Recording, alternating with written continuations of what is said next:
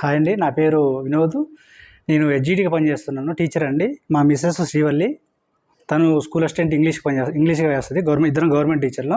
ఇంతకుముందు ఏం చేసినామంటే మేము హైదరాబాద్ వెళ్ళి మంచి కార్పొరేట్ హాస్పిటల్లో చూపించినామండి. మా మిస్సెస్ ప్రెగ్నెంట్ కానీ ఒక 6 months దాకా ఆడనే చూపించినాం.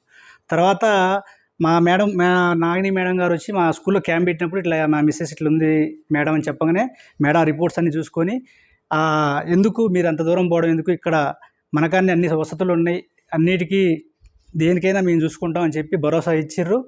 అక్కడ పోయినా సరే అక్కడ డబ్బులు వేస్ట్, ఎక్కువసేపు వెయిట్ చేయాల్సి వస్తుంది. మేము ఒక గంట సేపు వెయిట్ చేయాలి, వాళ్ళు అపాయింట్మెంట్ ఇచ్చేది ఒక 2 నిమిషాలు 3 నిమిషాలు ఇస్తారండి ప్రైవేట్ హాస్పిటల్లో. అదే మేడం గారు అయితే తీసుకొని వచ్చి మంచిగా కూర్చొని ప్రతి ఒక్క రిపోర్ట్ని క్షుణ్ణంగా పరిశీలించి ప్రతీదీ చూసి మనకు ఒక గంట టైం కేటాయించారు.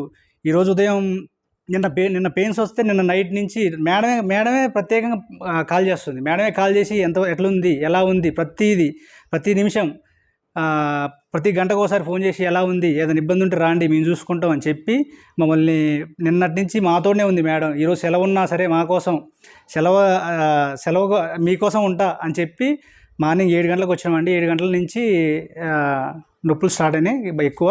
7 గంటల నుంచి డెలివరీ 10కి అయిందండి. ఇక్కడ ప్రైవేట్ హాస్పిటల్ కంటే గవర్నమెంట్ హాస్పిటల్ మిన్న అని నిరూపించింది మేడం. Thank you. ఇప్పుడు మాకు అబ్బాయి పుట్టిండండి. 2.5 kgs ఉండు, హెల్తీగా ఉండు, చాలా మంచిగా ఉండు. అందుకనే అందరికి మేము చెప్పే సలహా ఏంటంటే ఎక్కువ మంది గవర్నమెంట్కి ప్రిపేర్ చేయమని కోరుకుంటామండి. అది థ్యాంక్ యూ.